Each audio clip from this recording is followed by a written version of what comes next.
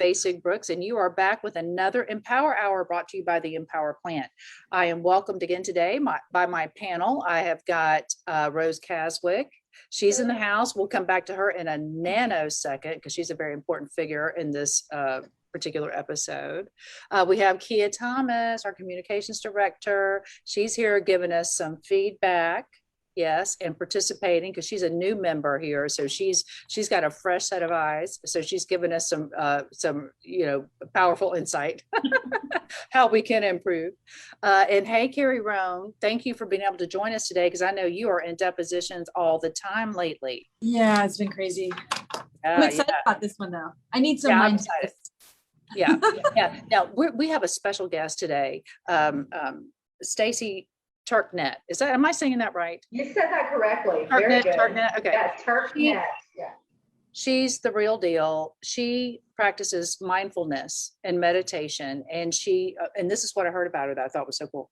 Her practice is based in gratitude, and I thought, who doesn't need to be reminded of gratitude right now? We just came out of a real crazy last year. We're ready to spark it back up, get back in. We need to get our heads straight. And so there's never been a better time to have you on than today, Stacey. So welcome. Well, thank you. Thank you so much. I appreciate you. Please tell us a little bit about yourself. Yeah. Tell us about yourself, your orientation. Just give us the, 10,000 foot view of Stacey. Okay. A quick view here. I have lived in Tallahassee for about 14 years. I am a certified meditation and mindfulness teacher through the Positive Transformation School of Positive Transformation. I've been doing meditation, practicing meditation for about 20 years. I started with my daughter, who is 20, when I was pregnant with her, and it just grew from that. It was, I had depression issues from a very young age, from being a teenager and just growing up with lots of difficulties. I was a teen mom, postpartum depression, all of those things are, piling on you. You have lots of trauma. Everyone has trauma. And so meditation was something that was introduced to me actually by my husband, who does not meditate. Having some anger issues, and I read a book called The Seat of the Soul, and it discussed meditation, and I told my husband that I was going to start practicing meditation and studying Buddhism, and he said, "You are way too angry to ever be Buddhist." I'm listening. I am listening, sister.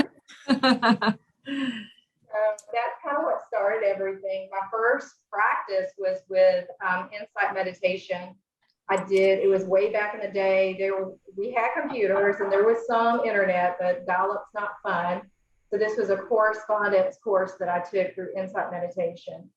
And then from there, I started sitting with a group at the Huntsville Bodhi Center in Huntsville, Alabama. I have that Southern accent for a reason.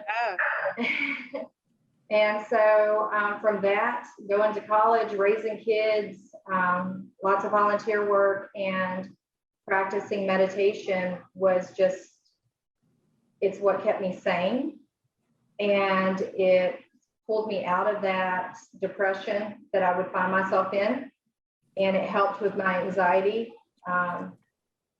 And so at that point, I started teaching. Probably about 15, 16 years ago, I started teaching. And here I am. And so my whole goal, my whole life purpose is just to teach as many people as I possibly can to meditate, because it can save everyone. I truly believe that. I'm 100% sold on it. I'm not 100% convinced how to achieve it and make a very disciplined, intentional space for it in my life. And I want to get back to you and talk about that and so many other things you brought up, because I'm feeling you 100% on that. I had postpartum depression. I own my bouts with it over the years. It's funny. I have someone who helps me with that. And one time he said, your face is all over the buses and you're on TV and everything. Would you like to come in the back door? Would that make you feel more comfortable so no one recognizes you? And I said, that would make me kind of an asshole. I'm like, here I am putting myself out here every day, trying to be as honest as I can and available and as relatable as I can. And what would it, I wouldn't hide my diabetes. That's right. I wouldn't hide my endometriosis, which brought me to That's my right. knees. Yeah, And me so, too. but I appreciate his concern. Don't misunderstand me, but no, we need to normalize struggle, and we need to Absolutely. normalize these coping mechanisms and these strength sources that are not really mainstream. And so I'm so glad you accepted the invitation to be on this show. I'm so excited that you're here, but I got to do Yeah, I'm one excited. first. I got to talk about Rose Caswick. Okay. Birthday girl. Couple of things. Birthday. Yesterday. So yesterday we just roséed all day. We rosed all day. And then we've got some rose bubbles just for backup, just when you just have a day and you need something in the fridge. And then I enjoyed this a minute ago. This is a watermelon rose. Ooh. A rose by any other name would not be as watermelon-y. But no, seriously, it's Rose's birthday yesterday. We love her so much. Happy She birthday. hates being loved. And we just are effusive with it because we know how much it riles her. So on this post-birthday Rose Day, we want to give her space and we want to honor her again for creating this poison that she expects me to drink. As if she's a dependent of mine, as if she's an heir. Rose, what are you having me consume? Yeah, this is, we were talking about, mindfulness and positivity. So I made this gothic ass drink. It's gothic AF. Of a fashion designer, a Japanese fashion designer named Rei Kawakubo. She founded the fashion house of Comme des Garçons, and she is got like all her clothes are black pretty much. So this has rum and lemon and lime and maraschino liqueur and simple syrup and activated charcoal, Rose. Activated charcoal, Rose. I'm saving that for the finale. Activated charcoal to make it black. I think it's pretty tasty. Wow. It does not taste black. It tastes very pretty. Like, listen, Rose is trying to poison all of us because we made a big deal out of her birthday. Don't be fooled. Hates it. Don't be fooled. And you know what? Listen to this. Okay, I had COVID in February. I lost my taste and smell, and I haven't had it since February. I'm just starting to get it back. And I was saying to somebody, I'm like, I smell watermelon gum in this office. Why do I smell watermelon? And I'm like, my nose is so out of whack. But now I see why, because you got that rosé watermelon bubbly. No, because Rose is trying to poison you. I'm helping you get your senses back. But Yeah, it has activated charcoal, so the poison will be counteracted. Yeah. No, I mean, honestly, I like everybody knows I was a social worker in a psychiatric hospital, and that's what they pump your stomach with. Yeah. So I wonder if it's like a preemptive cocktail. Yeah. It's like, I know where this is going, so I'm going to give you a base. Charcoal is very popular now. It's the it thing for like all the face it's like scrub and nitrous, soap. like liquid. What was it? Liquid nitrogen. Everybody's having the drinks. With Yeah. Now it's okay, fine. So Rose is not trying to kill us, and we are trying to celebrate Rose and her great day. But it reminds me of a lot of things which are not every day is great. So Stacey, how do you help people, and how do you teach them meditation, calmness, mindfulness? How do you get them to prioritize that as much as they do getting on that rat race, that grind every day? First, people have an idea that meditation is just sitting on a cushion, that you have to sit on a cushion and that's your meditation. And you do that for 30 minutes, you do that for an hour. If you've been in classes with me, maybe 2 hours, but that's not all meditation is. Meditation can be walking outside. That's one that I would say, especially in the positions that you ladies are in.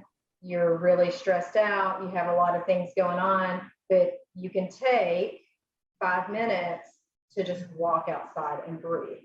And at that point, just taking the moment to look up at the sky, to see the clouds, to appreciate the temperature, whether it's warm, is it cool, what does it feel like, and breathe.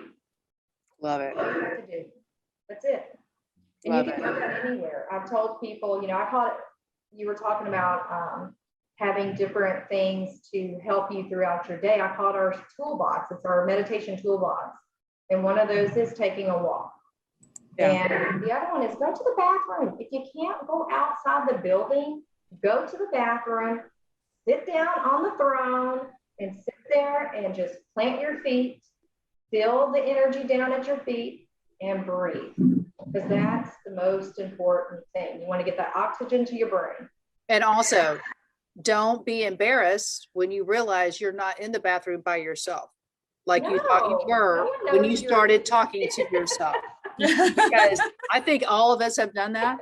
I did it today in a dressing room. But I'm just saying, love yourself enough to know that the other sisters in there, they do it too. This That's woman, she's right. like, girl, I talk to myself all the time.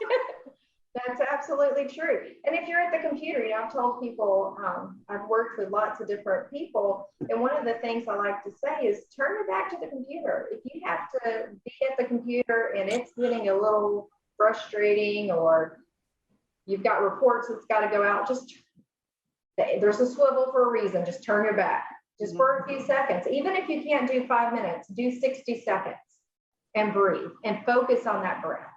Love it. Focus on the sensation of that breath. And All right, birthday girl Rose. Do you have any questions for our guests or anything you want to talk about? Any topics you want to bring up?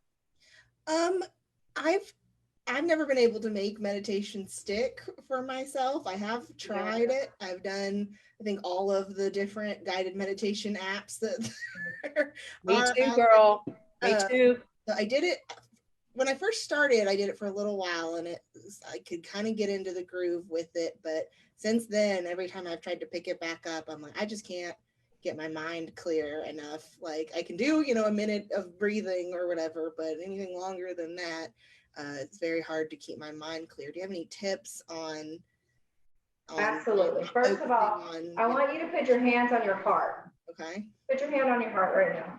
Right now. Right now. Now I want you Do to it, try Rose. really, really hard. I want you to really focus on making your heart stop beating.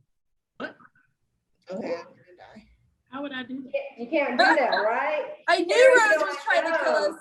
I knew can't do Rose was that. trying to kill us. I knew it. You can't make your heart stop beating. And you're not going to make those thoughts go away either. That's not what meditation's about. So meditation isn't about stopping those thoughts, because that's what a lot of people think. They think, oh, I'm going to meditate and it's going to be zen and I'm just going to feel so wonderful. And you do, but those thoughts are still there. So the idea is to learn to train your brain to just kind of let them pass by. I always say it's kind of like having a background noise. That's what the thoughts are. It's just that background noise. And that takes practice, but you don't have to do that with an app. You can. You don't have to do that sitting on a cushion for 20 or 30 minutes. You can do that just by bringing your awareness that, oh, I'm thinking, and let it go. And that's just practice.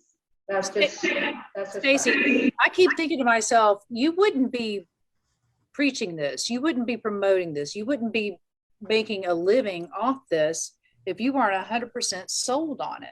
How has it really, really, really changed your life? Tell me a before and an after, if you don't mind. That's a great question. Yeah. Okay. Let's go way before. As I'm very transparent. If you follow me on social media, you'll see how transparent I can get. As someone who, at a very young age in her life, who was sexually abused, I stopped eating. So my depression started before I started school. So it just kept going and going and going and going. And I remember being 12 or 13 years old and my dad saying to me, I wish you would just smile. I wish you would just be happy. But I was really depressed and no one really understood why or how. It wasn't, mental health is not. Your unhappiness made them unhappy. And so made them very unhappy and very uncomfortable. Yes, absolutely. So if you go forward, through some bad mistakes, I was a teen mom, divorced, all those type of things. And you land at being, 23, 24 years old, I'm searching for something, right? I've got to have some relief. Purpose. This is not working for me. Surely this isn't all there is. Surely this isn't where I'm supposed to be. Yeah. That's exactly right. I remember thinking, oh my gosh, I'm just waiting for life to happen. Yes. and it was already happening. And so at that point, I started, like I said, I started searching for something, and I picked up a book. It was called The Seat of the Soul by Gary Guzak. I saw it on Oprah because Love Oprah. she's the queen bee, right? And so I read the book, and that just kind of fueled the fire of, I got to find more, got to find more. And they, the old saying is that, when the student's ready, the teacher will appear. And I would say that's very true. I've had that same teacher for 16, 17 years. Wow. And so one of the things he's taught me, and I was very much like you, Rose, I was at a point where I was in a high stress position, career, and everything was wanting my time. And I had been practicing meditation for several years. And I remember texting my teacher going, I don't know what to do. I can't establish a practice. I don't have time. I have kids. I have work. I have a husband. I have all this stuff going on. And he said to me, and it's my mantra, your life is your practice. Your life is your practice. And so that's where the mindfulness. What did you take that to mean? What did that mean to you? Your life is your practice. What was the takeaway to you? For me, it meant that everything you do is a part of your practice. So through the years, you Like a learn holistic, the your practice mindfulness. is your life, it's your children, it's your marriage, it's your everything, it's your Yes, purpose. and so it's about paying attention. Uh-huh. And so that's where the mindfulness comes in. Okay. And so if your practice is your life, even the bad stuff is there to teach you something. Yeah. It's to uncover stuff. Yeah. And that's sometimes hard to embrace. Yeah. As you learn and grow. You know, you have to appreciate the good times, but you have to appreciate the bad times. yeah, you have to live through them and get the lesson. I'm thinking Carrie Roan. I'm thinking of our clients, the people who come to us when they've gotten injured. Something happened to them. They weren't looking for it. They were not prepared for it. They did not have a big pile in savings to deal with somebody else's carelessness sending them into a tailspin. So we deal with this all of the time. Yeah.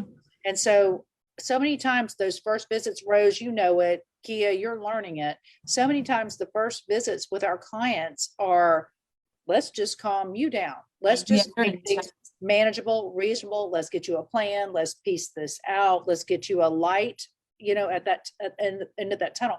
So what are you thinking as you hear Stacey talk about these things today, especially with regard to what you do every day is not only take care of yourself, your family, your everything, but you are that for so many people, so many clients. Yeah, I mean, I think, that's a really good point, Dana. I would like to have some type of better training or more training to figure out maybe there's other things I can say to clients to calm them down. I mean, I had one, the chiropractor. Because you don't want to minimize it. Right. No, at all. And I want to say the right things. Like I had one lady today that the chiropractor texted me and he's like, she's in here right now and she's crying. And I was like, I'm calling her right now. So I called her. I'm like, what can I do? What can I do to help? She's like, everything is just so overwhelming. And I'm not a counselor by training, and I certainly don't know very much at all about mindfulness. But you are a woman. Right. Right. So honey, you are a woman. Yeah. And I said, I'm your lawyer. I'm not a trained counselor, but I want to help. What can I do? Just talk to me. Sometimes when you just get it out there, it just helps. She's so like, she just listen to me. Right. Right. And, I didn't have to do that. I mean, we don't have to do that, but we do that because we care about that genuinely. But I would like to maybe some other time, I'd like to have Stacey come and maybe give us maybe a sheet of bullet point things to say or how to, because a lot of people at this point, and when we have them as clients in their accidents or they've slipped and fall, they had a fall or whatever, they're not necessarily interested in hearing about mindfulness or meditation. So you That can't seems be lofty. That seems very lofty, given the right. fact that they're wondering how they can get to work because their car's in the shop. Yeah, And they'll get yeah. fired if they miss one more day. Yeah, but I think you can definitely introduce the concepts in a different way throughout the process of representing them so that they can use those little bullet points or those little nuggets of information in order to calm themselves down or help along the way. And then, you know, obviously, you know, I could use all that for myself. I'm like Rose, I don't know very much about mindfulness, but I want to know, I want to be better at it. I would love to be able to meditate. I find that walking and exercise is the best form of meditation I can ever have because my head is clear during it and I do nothing but chase a ball around and fake myself into exercising, you know? And that's beautiful. And that's absolutely beautiful. My head is totally clear when I do that. So that's why I'm so rabid about it and I'm so addicted to it, you know, honestly. Hey, I want to follow up on that, Carrie, because I want to talk to Key because Key is like me. She is making herself get up out of bed at an uncomfortable hour, wear very uncomfortable restraining clothes, and go into a place with weights that they expected to do. So first of all, and also before I even get into that, Rose, this has been a delightful cocktail. Agreed. I am enjoying this so much. It's the right balance of the lime and the tart. It's just everything. I don't know about this charcoal thing, but I'm in it with you. I love you. I'm waiting for your teeth to go black. I'm just waiting for you to If that happens, Rose is gonna have to pay for the new ones. I think you can brush your teeth with charcoal. Oh, yeah. I've done it. Whitney makes me do it. My daughter, she's always into these fads. She's like, do this. And I'm like, okay. It hasn't hurt me so far. But anyway, Kia, Yes. what are you thinking? Pretty much everything that you all have been thinking, but why is meditation becoming so popular right now? That's one of the biggest things that I think about. Good question. You know, a lot of people do fads, and I'm just trying to figure out, I do want to be able to meditate, but kind of like with Rose, I can never clear my mind enough to do it. But then also thinking about what Carrie does, getting up at 5:30 in the morning to lose this baby weight, which is like 60 pounds. And that's one of the pictures I took if you saw my eyeballs, but because I almost passed out. But I feel as though the whole workout thing, I try to take my brain out there, but you know, I'm an athlete by nature. So going out there to do stuff, to actually force myself to work out, that's something totally different. But I guess my biggest thing, why is it becoming so popular right now? Good question. I Great. would say that it's not, I mean, maybe it's becoming more mainstream right now, but it's been around for thousands of years. Now you have it like the mindfulness-based stress reduction, which is very clinical and used in medical facilities around the country. Because of that, I think the popularity with doctors and therapists, because I get a lot of therapists who say, hey, or people who say, hey, my therapist said, if, you know, I need to try meditation. So I think because of that, it's getting more accepted in that realm and in that demographic, that more people are being introduced to it. So if you had asked my parents who owned a farm about meditation, they wouldn't know what you were talking about. But because you see it on Oprah and you see it on Dr. Oz and you see it, you know, in this mainstream media, and you have Facebook now and social media, more people are just, they're starting to understand kind of what it is. There's a lot of myths around it, but it's almost like ways to meditate. And I would say, Carrie, that exercise is a great way to meditate. I think it's okay, good. So I'm meditating then. Yay! I'm so cool. You are. It's your own. It's your own form. I think it's what it is. Is its core. It's about releasing yourself from ruminating and obsessing over the things that are not bringing you joy and peace. It's kind of making a space for alternative thoughts. Maybe. I don't know. It was brought to me. I had some health problems. And so many people I realized actually cared about me. And they're like, you need to meditate. You need to calm down. I'm like, I always thought I was pretty chill, but okay, say more. And so I started learning about it and hearing about it and meeting people who have incorporated it into their lives. And I think you're right. I think the social media has mainstreamed it. It used to be a little esoteric, and now it's a little more accessible. You see people that relate to, respect. The social media to me is the ultimate equalizer. Even It's back 20 all years the ago. same. Oh, You yeah. don't have to have publicists. We're all equal. If somebody Yeah. watches what you say, you're equal. You know what I mean? Mhm. So 20 years ago, I remember thinking, oh, I have to change the way I dress. I have to change the way I talk. I have to I have change to wear patchouli instead of J-Lo. What? Right? I can't wear the Chanel. I have to wear the patchouli. And then that's not true. Okay, that is so not true. But that's you. You saw as meditators, you saw a different demographic of people. So now you have people from all walks of life meditating. I want to follow up on what Kia mentioned. I want to ask you, how do you monetize something you're passionate about? Because there are a lot of people who have passion projects now, especially after COVID, after we set our little butts at home. We had a lot of time. We started looking at is my hobby something I can make some money off of? You've done this a long time. So tell us some thoughts you have on how to monetize passion projects. I think the internet is fabulous. There's a lot of people. I have not done this. There's a lot of people out there doing short courses on the internet via Zoom, courses that you can purchase.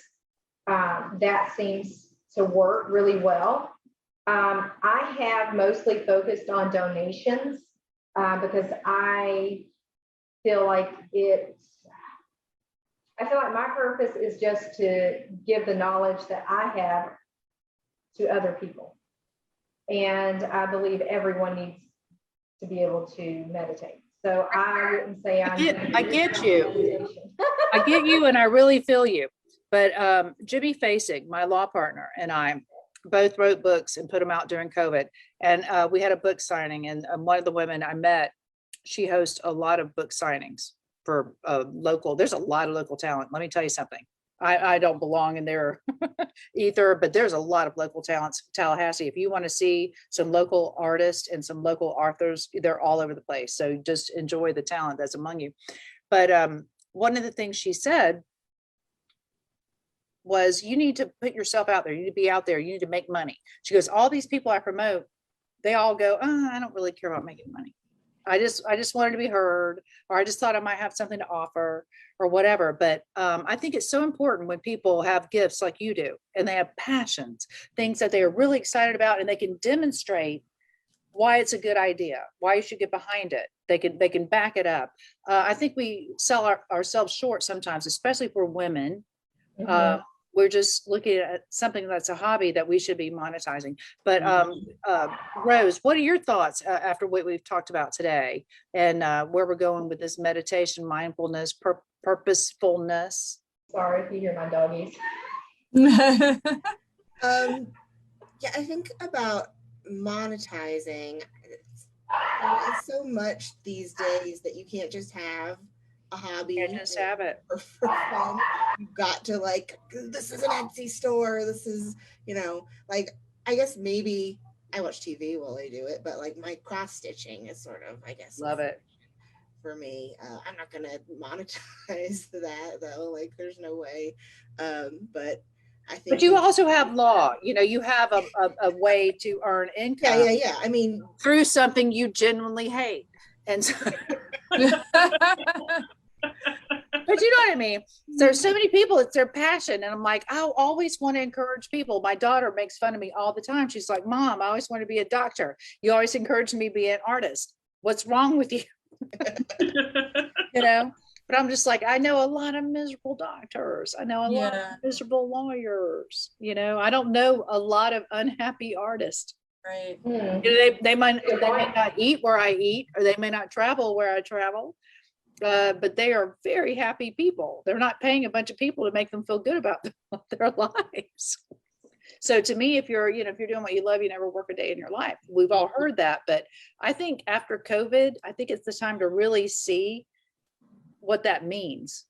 You know, maybe what you're doing, this grind isn't right for you. Maybe you've got all this money stockpiled or whatever, but what good is it? You're suffering, you hate it. So I think also mindfulness and meditation that can help you get centered. My dear friend, Jimmy Basic, I love Jimmy Basic to death, but he scares me so much. Carrie Rose Caswick, back me up on this. That is a scary man. Yeah, like, And he has come into my house. He's come into my office at times. He's gone, I don't know if I should be a monk and swear off all money and riches and just, you know, do it, or I should make a lot of money. I'm going, I hope it's the latter, because I've kind of hitched my star to your wagon, man. Tell me about this monk stuff when we were negotiating the prenup. I have a friend who gave up being a doctor to be a monk. Yeah, he's a monk. Talk about that. Talk about living your journey. Talk about living your mission. Well, I think, you know, I always say it's confidence, clarity, and compassion. Love it. And so with meditation, with mindfulness, with doing the work, because there's a lot of spiritual teachers out there and there's a lot of meditation teachers out there, it's just going to take your money. Right. They're just snake oil salesmen. They're just going to take your money. But with you do the work, you have to do the work, and doing the work means uncovering all that baggage, you know, and putting in the time and being consistent. And that with that comes confidence. And then you get the clarity, you know, when you're meditating and you are going through the process to overcome your traumas. As I said, everybody has traumas. You're going to gain some clarity. And then you gain compassion. You gain compassion for yourself that we lack a whole lot. Oh my God. We are our worst enemies. All those people we think are coming at us, they don't do near the damage we do when we come for ourselves. And one of the things I would encourage, you know, you guys said, how can I stay consistent? You know, see, if you go to yoga or you go to an exercise class, because I also love exercise. And if you do that, you make that consistent. So if you can go to a group, whatever group, I have a group, but I'm not saying you have to come to my group. But if you, maybe it's a group in your office, maybe you get together for 5 or 10 minutes. The energy with other people meditating, it's addictive. It really is, because you start feeling that compassion with each other. And so I would encourage that. Kia, I want to hear from you, because I can see you going, oh, she's about to add this to my to-do list. I'm about to have to start a meditation group. God bless America. But no, it's true, because it's true, because I am going to ask you to do that. But what are you thinking as you prepare for this new task? I'm sitting here putting together do's and don'ts and trying to figure out, you know, what is the connection as far as meditation. You know, one of the biggest things, we have some very intelligent women on here, right? So how does that link with creativity? You know, when you're meditating, and then what's the creativity portion of it all? Yeah. Well, to be creative, you have to be intelligent. My mind. Yeah. I would say that's what I think of. So it's like, how can you make it work for you? Because we've talked at length now about all the impediments and what won't work, and how it's going to be hard to do. So what are the creative things, like creative meditation? Maybe you get into groups, maybe online, maybe in person, I don't know, that help you potentiate your creativity. Because to me, I'm not creative. I'm a tweaker. I can tweak what you do, but I don't really come up with stuff. So what were you saying? Is it Carrie who's talking? Not me. I'm sorry. Go ahead. Stacey, go. I was just going to say, there's mindful bells, little moments in your day where you can say, maybe it's a red light. I always talk about the red light meditation. When you're driving your car and the red light pops up, that's your mindful bell. It's your trigger to then focus on your breath while the light is red. It's that simple. That simple. Wow. And it just changes it. And you just stack those. I mean, we've heard about habit stacking. So you're just going to stack. No, I don't know. Tell me what that is. Yeah, please. Oh, one of my favorite things I just found. So an example would be, this is a little personal, but when I go to the bathroom, I like exercise. Whatever you're comfortable with. Yeah. And I wash my hands. After I wash my hands, I do 20 squats. I'm habit stacking. So washing my hands is the trigger to do the 20 squats. Love The it. mind squat is the trigger for me to focus on my breath. And so you're just stacking those habits on top. That's amazing. You know, we Very do that. simple. We do it because we know to check our phone when we're waiting to drop our kids off or pick our kids up. We know to do all these things, but you know, you need to think about the multitasking in terms of, while I'm waiting on these clothes to dry, I can squat or I can, you know, whatever. That's smart. That's a good way to make use of your time. And it doesn't seem so You're washing burdensome dishes, then. you can do the little, you know, heels up, you know, whatever. Yeah. But So what does that do? Like from a practical standpoint, Stacey, what does that do? Because I love that because it's just about routine, right? And when kids are little, it's all about their routines and introducing their routines and making sure that they follow their schedules and their routines. And I find that's helpful when you have teenagers too. So it sounds like even as an adult, it's helpful to have those routines. So what does that do for you from a practical standpoint when you do your squats after you wash your hands every single time? What does that do for your mind? Discipline, and I bet you anything, it makes you feel good. I bet it's an endorphin thing. I think you applaud yourself. Is that like triggering endorphins? And then the endorphins give you a nice little, I guess with the squats, I would say, you know, bringing it back to meditation, I would say, you know, you're building that serotonin in your brain. So that gray matter is growing every time you meditate. And we always think meditation has to be for an hour or 2 hours, but it can be very simple. I think people make it hard sometimes, but if we add it in our day more and more throughout our day, whatever those mindful bells are for you, then it's going to be the same effect. We know that by science. So that's what I would say. And meditation builds serotonin in your brain, which is someone who suffers from depression and anxiety. That's what I need. I'm not on the Zoloft anymore like I was 20 years ago. You know, I meditate. And sometimes my meditations look different. You know, just like you might have a good workout and a bad workout, you know, you just have those days where it just kind of sucks.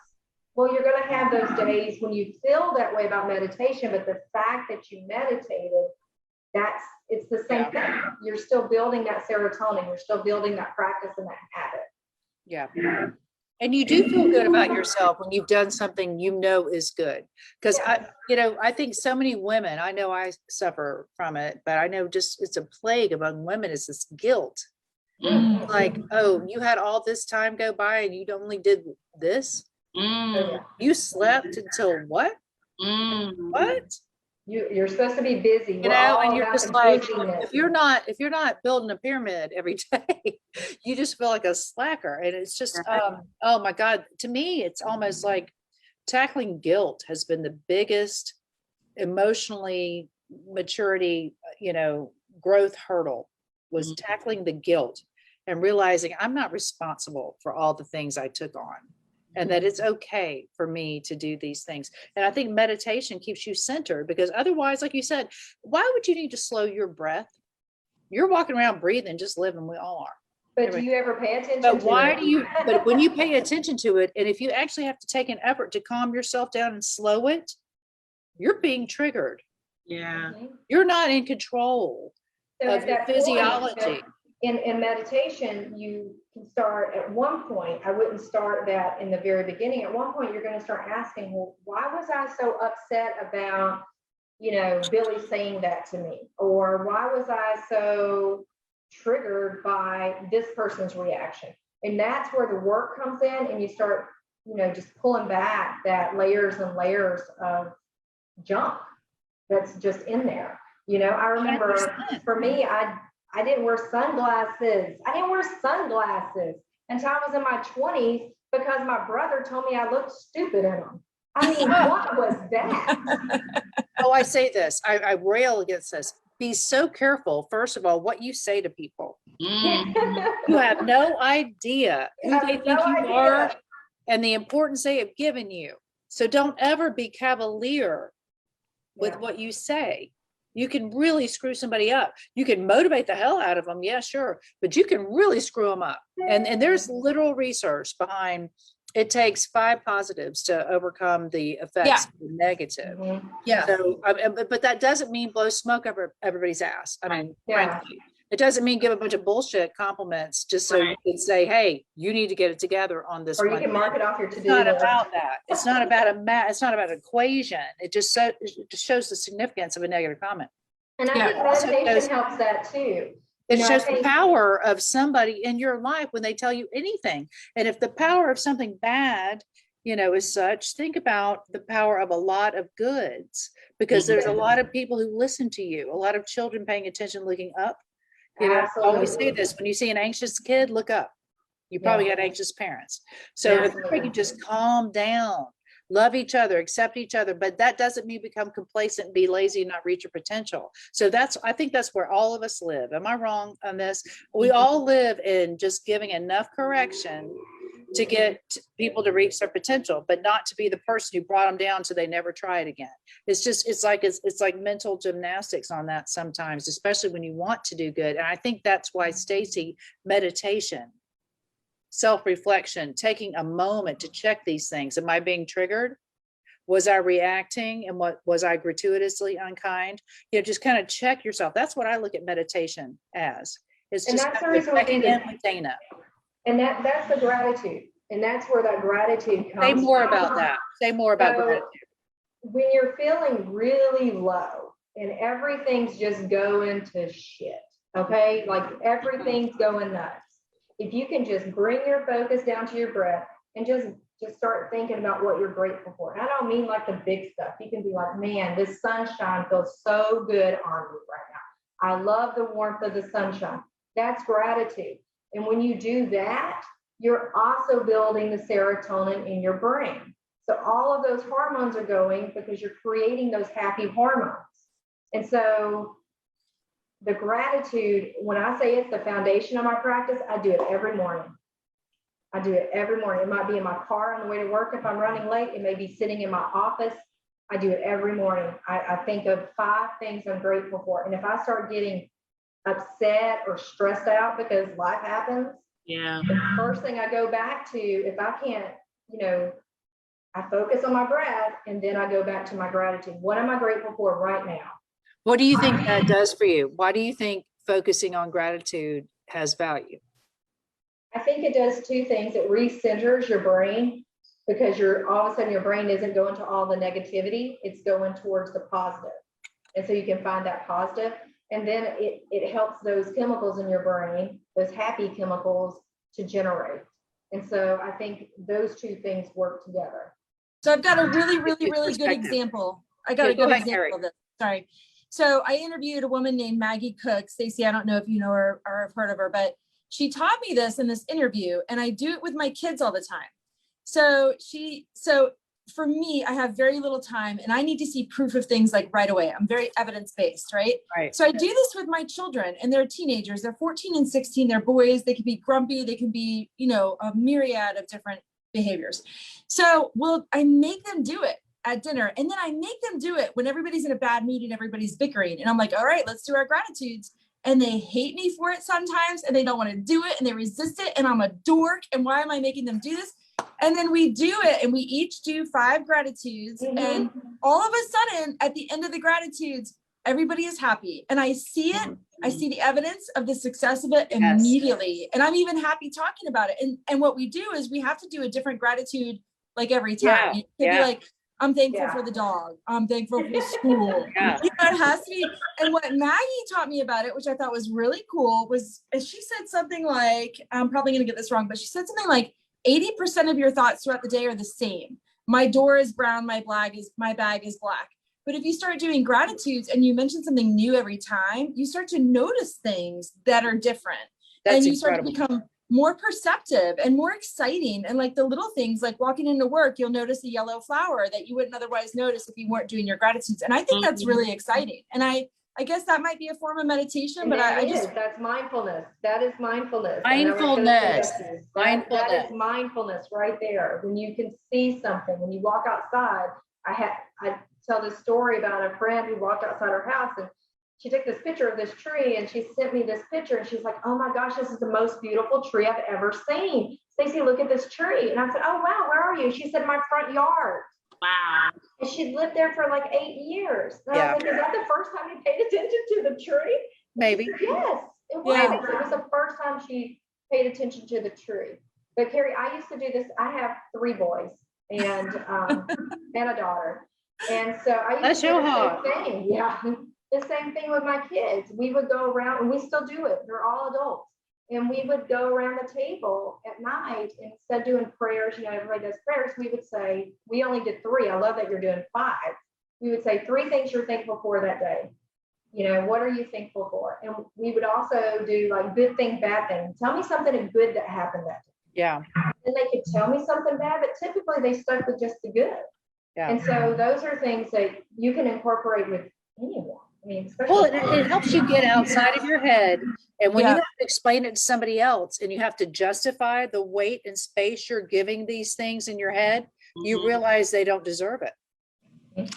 And so once you have to defend all the things that you've let take up your space to somebody else, and you realize they're not worthy of it, then hopefully you dump that and you Yeah. replace it with something that is worthy of it, which is remembering what a great person you are, because how you helped this person yesterday, or how you care about this person, or the things that you've done and you want to contribute and make this world a better place, not just take up your space in it. Mhm. So I think whenever people talk and express, I think that's why talk therapy is so important, Mhm. is because all the stuff you just keep inside of you, you know, that will ruin you. It's like a cancer. It's a cancer you inflict upon yourself. But if you can let it out and you hear yourself, it's not even getting other people's reactions to it. It's Mhm. literally hearing yourself talk about how ridiculous it is that you've been worrying about this for a week, Mhm. you know? Yeah. So I love this. I love the whole concept of coming from a place of gratitude, because you're replacing negatives with positives, and then you're getting them outside of yourselves, and you're realizing how much more powerful Mhm. those positives should be.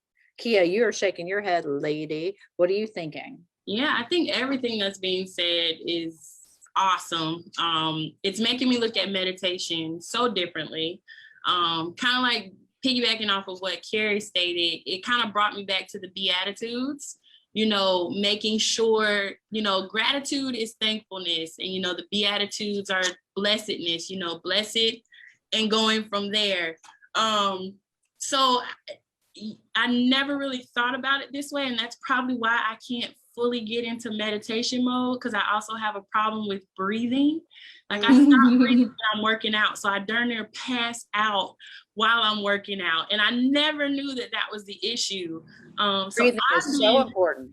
Exactly. I've been sitting over here thinking about, why is breathing so important when you meditate? Why do I have to know a certain way to breathe in order Let's to get rid of the breath. Okay. Get rid of it. Okay. It doesn't work for you. I'm all about Tell us, meeting Stacey, where say you more. are. Say more, So Stacey. it's wherever you're at. Okay. So we're going to get rid of the breath. What I want you to focus on then is maybe, because you have to have a focal point. That's the important thing. So it can be a sound. It can be any of your senses. A really good one, and one I've used with people before, is just putting your hands, I don't know if you can see me, on your stomach and feeling the movement of your hand as you breathe. You're not really focusing on the breath. You're focusing on the movement of your hand. And so that's your focal point. And the reason you have a focal point is every time those thoughts start going through your head and you get lost in your to-do list of the day, or, oh, I can't believe she said that and I should have said that. Okay, that's when you go, oh man, I'm thinking, and you go back to your focal point. And you may have to do that 1,000 times. Okay, that's why it's called meditation practice, because it takes practice. It's the practice, girl. When you do that, you're going to find yourself having longer periods of not grasping onto those thoughts. So it does take practice, but you can do it anywhere. You can do it in the shower. Yeah. You know, when you're in the shower, be in the shower and just feel the water. You know, I dig what you're saying on that, Stacey, because I think to myself so many times during the day, women especially, they lament how little time they have. And I thought to myself, are we really maximizing our time? And then the guilt side of me steps up, which is, Dana, you get to relax sometimes. You don't have to be doing something all the time. And then the other side of me is just like, you just had 20 minutes in the shower. You could have done whatever. And so I think a lot of it is just opening your mind to, you could use your time differently. And Yeah. number two, don't beat yourself up. Come on. There's Yeah, give enough yourself external grace. factors beating yourself up. Don't do it to yourself. Come on, honey. Come on. And that comes in time too. That's where that compassion comes from. You know, you build that compassion. that Gratitude, then compassion. compassion. Gratitude, then compassion. Rose, I haven't heard from you in a minute. What are you thinking as we wrap up today with Stacey? I'm thinking about how terrible I am at that. You are terrible, Rose. I meant to tell you. I just wish we could make some time so I could tell you how terrible you are. No. Rose, this whole thing has been Rose, so positive. She's got a birthday hangover. She's got all that sugar and love. She's hungry. You are Dana, not just throw terrible. your bottle of water next door to just throw it at This her. sister needs some hydration. and some Right. love.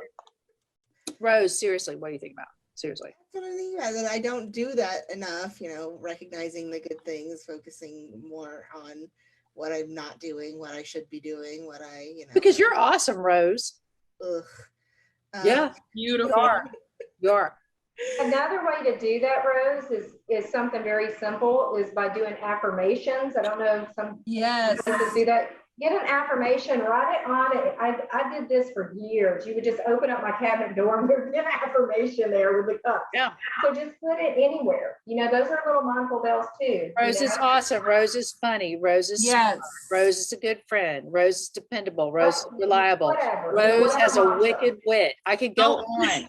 Don't worry, Rose. There'll all be index. I'm gonna do a Rose show. I'm gonna do a Rose affirmation You know, show. we should do We'll be that. though. writing We them should up. do that. We should do that in the office for each other. You know, because like I make my kids do that for each other. I'm like, say 3 nice things about your brother that isn't. He's nice. That's He's so funny. good. Right. Be Well, very I mean, they specific. hated it. They hate it, but I try Rose to will make them hate unique. this, which is why I I want to know. do it. But they have to hear it. They have to hear it. And Hate I hope that it makes them more confident by hearing it. So we need to do that for Rose. We need to do that for each other, I think. Or at least if she's uncomfortable, I want to get joy out of it. I want to also benefit. If I'm going to tell her I love her and it's going to make her uncomfortable, she's already comfortable. Right. Let me win. Also, selfish Rose. Hashtag selfish Rose. Kia, your thoughts today? I think today was great. It was so informative. Again, it put me in another mindset of what meditation really is. I have to start I have to start reminding myself to breathe, or either I won't make it to work after no blue 5:30 people. workout. But the fact that you have your foundation based off of gratitude, I've never, thought about it that way, of just being thankful. Of course, we say prayers, we do all of that. We say thankful things all the time, but to actually sit back and just think about it. Be intentional about your gratitude. Exactly. So that's what I've been over here thinking about. And of course, I know something else is going to be placed on my plate where we come up with another group. Oh, we don't stop. We can't stop. We won't don't. stop. And I'm we won't okay stop. with that. She jumped into the deep end. I'm okay with it. I'm okay. Welcome, Kia. Who else wants to comment before we close tonight? And I also want to hear Stacey's closing comments. And you have been such a lovely guest because you've taken all of our little silly jokes and everything tonight. You brought it back home to something serious and something meaningful and intentional. I do believe if people could just live an intentional life. And what that means is simply doing what you intend to do, doing something that you've decided has value and purpose, instead of just being on autopilot and doing what people expect you to do or what you expect of yourself. Really examine, is this working for me? Am I my highest, best self with this life? Or can I maybe do it something differently? Yeah, pay attention to the moment. Maybe try just seeing if you can pay attention to every one of your steps when you walk to the coffee machine. That's mindfulness, just paying attention. Paying attention. Paying attention. I love the fact that you're offering us ways to incorporate this into what we're already doing in our lives, because I always thought of meditation as, oh my God, I cannot sit there for 30 minutes and do nothing and think about nothing and clear my mind. That's just never going to work for me. Yeah. Or Carrie, it's just one more damn job. Right. One more damn job. job. Yeah. Yeah. one more thing I have to do. I already watch what I eat. I already exercise. I already take care of my kids. Now I got to meditate. Like, no way. But now I love the fact that you're just saying, just do 20 squats after you go to the bathroom every time. Well, I would say that's meditation. You know, I'm going to do that tonight. Me too. Kegel and then squats. But if you're paying attention to yourself squatting, then that's mindfulness. There you go. We're going to high five each other when we see each other walk out of the bathroom. Yeah, I know what you just did. I know Got what you your mind- did. I know Your what ass you looks did. good. You got your mindfulness done. Go your head straight. Your thighs are looking good. I can't even feel my thighs right now. So Okay. No, I love it. I love when we can have a fun conversation like this. Anybody else want to say anything before we wrap up today? But I think it's, just thank you, Go ahead. Stacey, for being here. And Yeah. we're grateful. Yes, we are grateful. We are grateful we know Stacey. So Stacey, what do you want to close with today? We've got about 2 minutes. So I'd love to hear anything that we didn't get to, what you want people to know. what I want you to know more than anything is that you can incorporate it into your daily life. That it doesn't have to be something hard. It doesn't have to be woo-woo. It doesn't have to include any of that. You can do this in your daily life and it will change your life. And as it changes you, as you start to do it, you will see it start changing people around you. It just automatically happens. It never not happens with anyone I know. But it's about meeting, you know, for me as a teacher, it's about me meeting you where you are right now. Right. Whatever that may look like. Not where I want you to be, because I don't have a desire of where you should be. It's not your It's agenda. where Yeah. you are. And if you can change some little habits in your life to make your life more fulfilling and you more relaxed and less stressed, then I've done my job. Mm-hmm. There you go. There you go. I love it. Thank you so much. Thank you guys. I Stacey really had Turknett. fun. Thank you for coming. I've heard about you for a long time. You and I've been Facebook friends, but I've heard about your practice. I've been wanting to get you on the show. So thank you for making time Thank out of you. your busy schedule to bring your meditation and mindfulness and your awareness to us. And I know I have gained something from this for sure. Good, thank you. Carrie Rowan and I are going to be in squats every time we go to the bathroom. We are going to be, we're going to look like stallions. Known as the squat Yes, meditation stallion. teacher. No, You know we're what I love, going to be though? I love- fierce. I love following Stacey on Facebook because she puts up things that are so simple and that are so easy to understand. Like she put something up about depression earlier today and she said, just you can do little things like put on moisturizer or put on clean clothes. And I'm like, I can do that. Yes. I can do When you're that. depressed, sometimes that's a hard thing to do, but Yes. it feels good. If my thing is, if it feels good, do it. Yeah. If it feels good, do it. Yeah. That's it. And don't be ashamed. Don't be ashamed of things. That's the number one thing is, if you're struggling with something, there's a real small likelihood you're the first. So there's people out there who probably are looking for a friend to talk this over with, or Yeah. just to be with, or to deal with. So please, I struggle with postpartum depression. I've struggled depression intermittently in my life. I'm balling. I'm just doing a great job with my life, but I just know that there are some hiccups that come along the way. I don't let them grind me to a halt.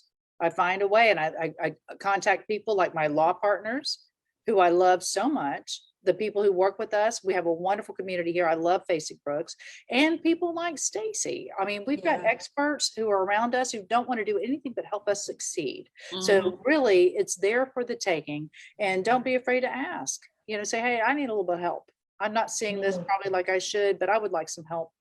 Come for me, and they will. So thank you so much, everybody who Thank has been you. with us today. What a great Empower. And this was really an empowering hour. Thank you so much for it. Another one brought to you by the EmPower Plant by Facing Brooks. Tune in next week, Thursday at 4:30 for another one. We love having you here. Good night, everybody. Thank you.